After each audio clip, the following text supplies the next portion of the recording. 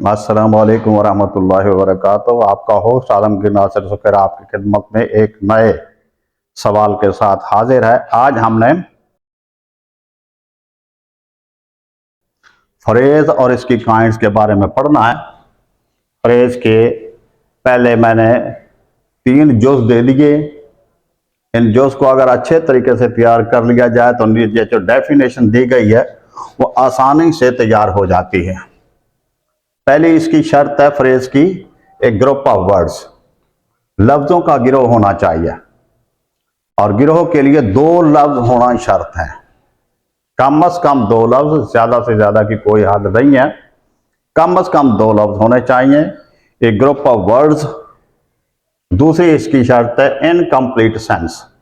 अगर वो हम अकेले पढ़ेंगे उसे फ्रेज को तो वो कोई मानी नहीं देता, मामूली सा मानी देता है, लेकिन उससे मफहूम समझ नहीं आता, ना मुकम्मल मफहूम उससे निकलता है, इनकम्प्लीट सेंस है। और तीसरी इसकी शर्त यह है कि इसमें ना सब्जेक्ट आता है ना वर्ब आता है। तो फ्रेज के बारे में हम ये कह सकते हैं कि फ्रेज के लिए 3 शर्तें हैं।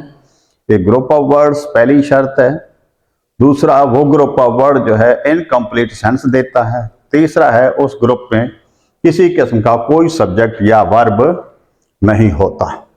नीचे ये डेफिनेशन दी गई है, a group of words that gives incomplete sense, लफ्जों का एक गिरोह जो नामुकम्मल मफहूम देता है, and has no subject and no verb, और इसमें किसी किस्म का कोई सब्जेक्ट और वर्ब मौजूद नहीं होता। जिस तरह यहां हम एग्जाम्पल के तौर पर देख रहे हैं, इन द मॉर्निंग, इसमें ये 3 लफ्ज मौजूद हैं। इसमें देखा आपने, ना सब्जेक्ट है ना वर्ब है। इन दी मॉर्निंग, सुबह के वक्त। क्या सुबह के वक्त? तो मामूली सा मफहूम निकलता है, मुकम्मल मफहूम नहीं देता।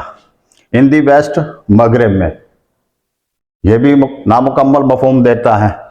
इन अ रूड मैनर, गुस्ताखाना अंदाज में, यह भी नामुकम्मल मफहूम देता है। तो लफ्जों का ऐसा मजमुआ जो नामुकम्मल मफहूम दे और उसमें सब्जेक्ट और वर्ब मौजूद ना हो तो हम उसे फ्रेज कहते हैं।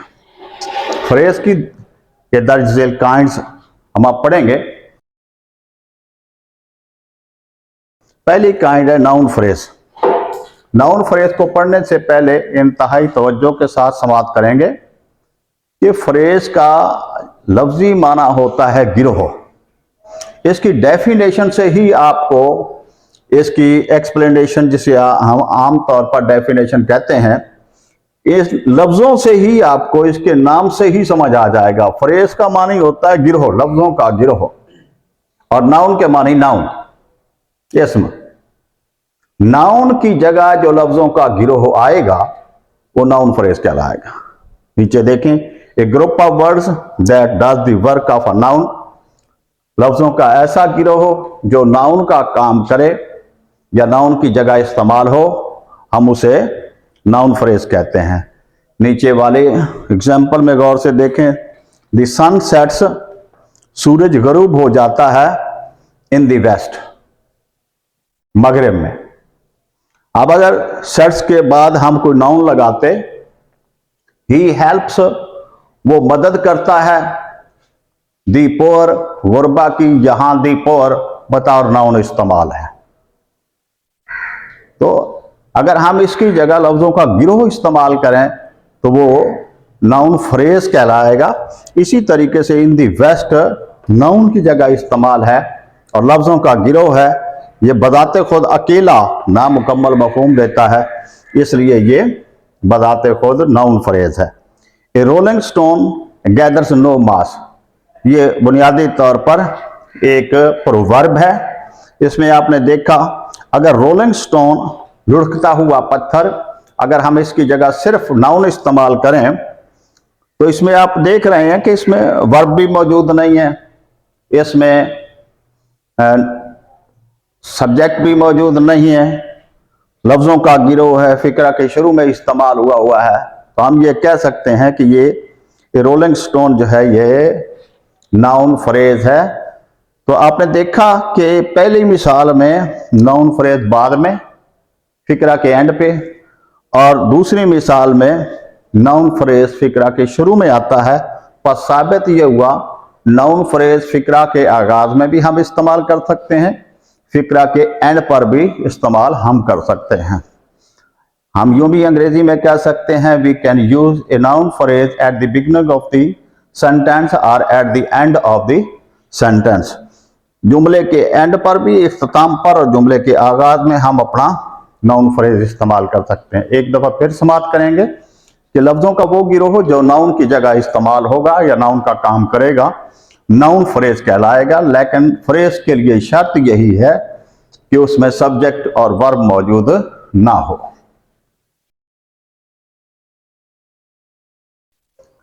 दूसरी इसकी किस्म एडजेक्टिव फ्रेज। इसमें भी वही आप तवज्जो करें, फ्रेज लफ्जों के गिरोह को कहा जाता है और एडजेक्टिव पार्ट्स ऑफ स्पीच में हमने इसे पढ़ा। तो लफ्जों का ऐसा गिरोह जो एडजेक्टिव के तौर पर काम करे, नाउ एडजेक्टिव फ्रेज कहलाएगा। A group of words that does the work of an adjective is called an adjective phrase. लफ्जों का वो गिरोह जो एडजेक्टिव के तौर पर काम करता है उसे एडजेक्टिव फ्रेज कहते हैं। It is of no use. अगर हम ऑफ नो यूज की जगह नो के बाद आपने देखा है कि लफ्ज यूज इस्तेमाल हुआ है, इसको हम यूज पढ़ेंगे क्योंकि नाउन के तौर पर इस्तेमाल हुआ है। नो के बाद हमेशा नाउन आता है, नाउन के तौर पर इस्तेमाल हुआ है। याद रखें, जब ये बतौर वर्ब इस्तेमाल हो ये लफ्ज तो जे की आवाज देता है, वरना ये सीन की आवाज देगा। ये यूज पढ़ा जाएगा। नो के बाद हमेशा नाउन आता है। ये बतौर एडजेक्टिव भी बाद दफा इस्तेमाल होता है, जैसे हम पढ़ते हैं यूजलेस, यूजफुल। आमतौर पर इसे जे के साथ पढ़ा जाता है। यूजफुल और यूजलेस सीन की आवाज के साथ पढ़े जाते हैं। तो यहां ये नाउन के तौर पर इस्तेमाल है। अगर हम इन तीन लफ्जों की जगह सिर्फ इसका मफहूम अदा करने के लिए यूजलेस लिख लेते, इट इज यूजलेस, तो मफहूम क्लियर हो जाता। और चूंकि यूजलेस एडजेक्टिव है और एडजेक्टिव की जगह ये तीन लफ्ज आए हुए हैं, इनमें सब्जेक्ट और वर्ब भी नहीं है, तो इसलिए हम ये कह सकते हैं कि ये एडजेक्टिव फ्रेज है। नीचे आपने देखा ही वियर्स ए कैप, वो एक टोपी पहनता है, मेड ऑफ कॉटन, जो सूत की बनी हुई है, कॉटन की बनी हुई है। तो यहां आप गौर करें कि इस टोपी की सवाल यह पैदा होता है, ये कैप है, कैप की खूबी क्या है या खामी क्या है? तो कैप की खूबी या खामी यही है कि ये यूं समझें कि क्लैरिफिकेशन करती है कि ये कॉटन की बनी हुई है, डिस्क्राइब करती है। तो ये मेड ऑफ कॉटन जो है ये डिस्क्राइब करता है टोपी को। जो चीज को नाउन को डिस्क्राइब करे वो एडजेक्टिव कहलाता है। इसलिए मेड ऑफ कॉटन जो है ये एडजेक्टिव फ्रेज है। एडवर्ब फ्रेज, ये भी उसी तरीके से लफ्जों का ऐसा गिरोह जो एडवर्ब का काम करे। A group of words that works as an adverb is called an adverb phrase. इसे एडवर्ब फ्रेज कहते हैं। याद रखें, अमूमी तौर पर हम वर्ब के फौरन बाद एडवर्ब लगाते हैं, लेकिन लफ्जों का ऐसा गिरोह जो वर्ब के फौरन बाद आ जाए एडवर्ब फ्रेज कहलाता है। They stayed at sunset, at sunset ये एडवर्ब की जगह इस्तेमाल हुआ है, तो ये एडवर्ब फ्रेज है। ही बिहेव्ड, उसने सलूक किया, इन अ पोलाइट वे, बड़े शाइस्ता अंदाज से वो पेश आया। तो बिहेव्ड वर्ब है, इसके फौरन बाद एडवर्ब आना चाहिए, लेकिन यहां एक ग्रुप है लफ्जों का, तो ये हम कहेंगे ये एडवर्ब की जगह इस्तेमाल है, तो ये एडवर्ब फ्रेज ही कहलाएगा। इन्फिनेटिव फ्रेज, लफ्जों का ऐसा गिरोह जो इन्फिनेटिव से शुरू हो। इन्फिनेटिव को उर्दू में हम मस्दर कहते हैं।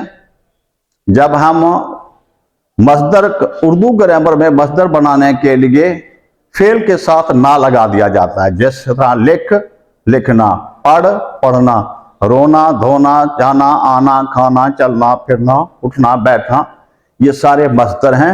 मस्दर को अंग्रेजी में इन्फिनेटिव कहा जाता है और इन्फिनेटिव का ये तरीका साथ लिख दिया गया टू के बाद हम वर्ब की पहली फॉर्म लगाते हैं तो इन्फिनेटिव बन जाता है।